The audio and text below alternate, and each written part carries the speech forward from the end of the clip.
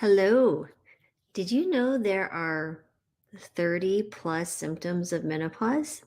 Yeah, 30 plus symptoms. Yes. So when you're going through this perimenopausal phase to menopause phase, which can start from mid to late 30s through, geez, I don't know, 50s, late, early 60s, we're talking a couple decades here at least. There can be some crazy things that are occurring inside our bodies, which we thought once were our friends, but now it seems to be some foreign invader has taken over. Having discovered this plethora of symptoms in my own body, yeah, this become very interesting to me. So I'm doing some deep diving into all these things called menopause symptoms, and I wanted to share those with you guys. And it's a long list, so let's get started. Oh my goodness. Yes. So, for those of you who don't know, menopause is a natural phase, right? It's not a disease, it's just something that all women will go through if you live long enough, right? And so, basically, it just marks the end of your reproductive years, right? It brings a wide range of physical and emotional and mental changes because there's a lot of complex hormone shifts going on. And I want you to highlight some of these 30 different symptoms that you might be experiencing. So if you connect with these, you won't feel like, wow, I thought it was just me. You're not alone, my friend. So we'll start with the big one that everyone's aware of, hot flashes, right? So these are like sudden, intense feelings of heat, often accompanied by sweating and flushing. Yeah, so granted, I've done everything I told people: eat more soy, exercise, keep a proper weight, healthy eating, you name it, plant based eating. Still got some hot flashes, but my mom and my grandmother suffered intense hot flashes well into their 60s.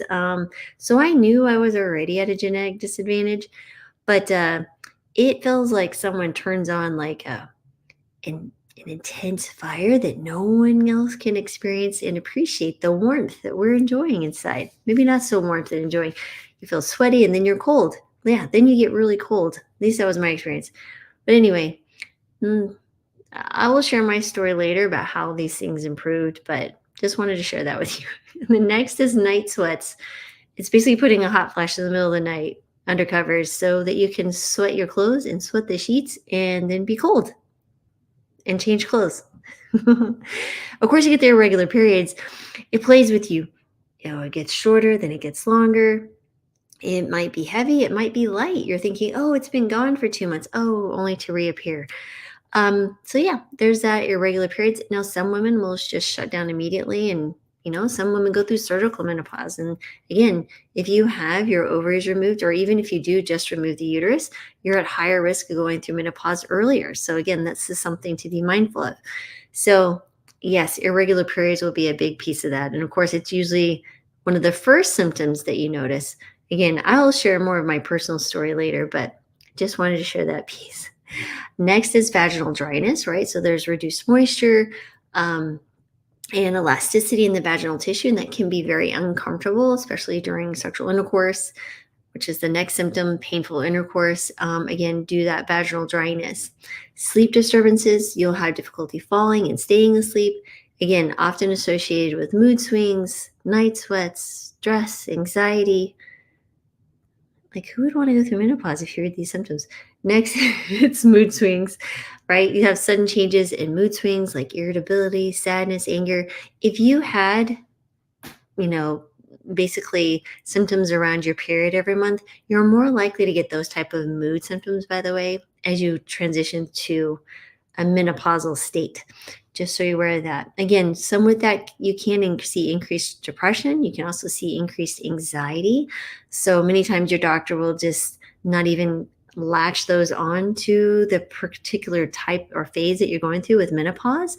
And they just try to prescribe you maybe some SSRIs or something like that without kind of digging down deeper into more of the root symptoms, which might be stemming from menopause. Another big one I hear from ladies is fatigue, right? So they feel this like they were doing okay, and suddenly there's this huge amount of fatigue. Now, it could stem from a lot of things, including decreased sleep. But again, I think there is some fatigue issues going on here because our brains are changing. Yes, estrogen in the brain, Very important. There's a great book called Menopause Brain. You guys check it out. It's fantastic. Next is memory problems. You're like, where did I put my keys? Um, of course, this could be caused, we call it brain fog, but again, the estrogen piece is so important. But check out the Menopause Brain book, like I mentioned. It'll go into much more deeper detail about how and why this is occurring. Some great research is also starting to happen around women in menopause changes. Again, coming with that brain fog is difficulty concentrating, kind of almost like I was okay and now suddenly I have adult onset ADHD. Well, maybe it's some hormonal shifts that are occurring through the menopause change. You could also get headaches. Yeah. Joint pain. That was a big one for me and quite a surprise, especially on the lateral hip area. Um, that was the most bizarre and crazy symptom, I think, beyond the hot flashes, which I would expect, and maybe a little of the moodiness and brain, just not quite grabbing words and such. Like, you're like, "Wait, what was I trying to say?" Um, the joint pain in the hips. I was like, what am I, 90? No, wasn't 90. I was just going through the change. The change is lovely. Anyway, moving on, muscle pain. Similar idea, stiffness, joint stiffness. You get a little bit of muscle pain as well. Weight gain, especially around the belly. Great. There's a whole host of reasons for this. You're getting changes. I kind of went into a little bit deeper later yesterday about how estrogen affects the different shifts of how adipose tissue is actually stored, the insulin resistance, and where that all shifts. You'll get also lipid changes. My lipid panel changed. My LDL went up above 100 for the first time in my life, and freaked out slightly. I was like, "What is going on?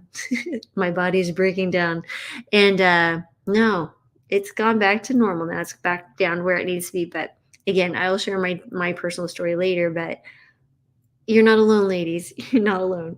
Next is a slowed metabolism, right? We're decreasing our muscle mass. We're not as active, yada, yada. Next, you will see thinning hair. Hair loss is fairly common, especially kind of diffuse loss. Dry skin on the face, vaginal area, other dry skin. You feel kind of creepy going on. Loss of breastfulness, those things changes in libido. There's less sexual desire or interest. Along with the vaginal dryness tissue there, you get some urinary incontinence that can occur. You can also increase risk for urinary tract infections. Many times a topical estradiol is very, very helpful for that. So if you found that as you've entered into menopause and you have these chronic infections occurring, you might want to ask your doctor about application of an estradiol cream. And many times that can be safe for even those who have risk factors that they wouldn't be benefit from, like a systemic type of estrogen or progesterone. So definitely wanted to point that out because I know that can be really frustrating. Bloating, right? Some changes in the abdomen metabolism. You can get dizziness, heart palpitations, changes in taste, burning tongue, and some other, again, like I mentioned, digestive issues. So I'm just going to run through these all again because I know this was a lot and I didn't go deep into it because, again, I could literally take one of these and do a deep dive. Maybe I'll do that. I don't know. It's a lot. So hot flashes, night sweats, irregular periods, vaginal dryness, painful intercourse, sleep disturbances, mood swings, depression, anxiety, fatigue, memory problems, difficulty concentrating, headaches, joint pain, muscle pain, weight gain, slowed metabolism, thinning hair, dry skin, loss of breastfulness, changes in libido, urinary incontinence, urinary tract infections, bloating, dizziness, heart palpitations, changes in taste, tingling sensations, burning tongue, and digestive issues. Holy moly. That seems like a lot. And then if that's overwhelming to you, you, my friend, are not alone. I'm here to help. So the big thing that I like to focus in on is understanding that one of the most disturbing and difficult things women deal with is also weight gain, insulin resistance. Again, these can have dramatic effects on your longevity and overall health. So I did want to just point that out for you. So if you were finding that you're worried about your metabolic health or your overall in general health, not just necessarily the symptoms that you're having, which alone can decrease your quality of life, I'd encourage you to check out my free masterclass.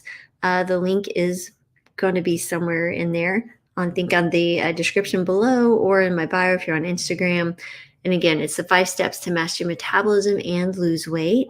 Many of these things are going to improve your menopausal symptoms, but we're going to talk about how you assess your own metabolic health. This isn't just a plain old, hey, you just do everything, but really it's how you assess it, learning what you need to know. It gets into how do you create your own plan, personalized around what your body is doing, because obviously not every single woman's going to have every single one of these symptoms. They may enter into menopause beautifully, and I so thankful that there are women who do that, but not all of us were given those menopausal ease dealt, hand cards or cards dealt with life. I was not, and it is disturbing. And luckily, I have the education to understand, to know what to look for and what to do, and I want to share that with you. But anyway, once you understand, you can personalize it, and then how to activate that and make habits around it. I also speak to some of the habits that, four of the biggest mistakes people struggle with when they try to lose weight. So anyway, check out again, it's a free masterclass. I hope you find this helpful. And the link is below. If this isn't for you, please share this with someone maybe you know, a sister, a mother, a grandmother, a niece, a friend, a colleague, and please share the video with someone that you might find it helpful. Please subscribe and click the little link. I think or the little bell to make sure whenever I come on live. I haven't been able to set a time just because my schedule's a little crazy right now, of regular lives, but I try to get on here every day and share some more insight. And I am convinced now that I've already looked into it and started kind of studying for my menopause certification, to really become more helpful in this arena, because it is something else. I'll just say it that way. So it's not our enemy. We will embrace it. We shouldn't be afraid of it, but we should also feel like we can come somewhere and get good information and keep up to date on the research and what's available for us to take care of it. So again, as always, thank you guys so much for spending time with me. I really love it when you guys are here. I so appreciate your time, and because I know I can't get that back. So appreciate all of you. Sending you love, joy, peace, and of course, above all else, your healing. And have a great rest of your day. Thank you again for spending time with me. Bye.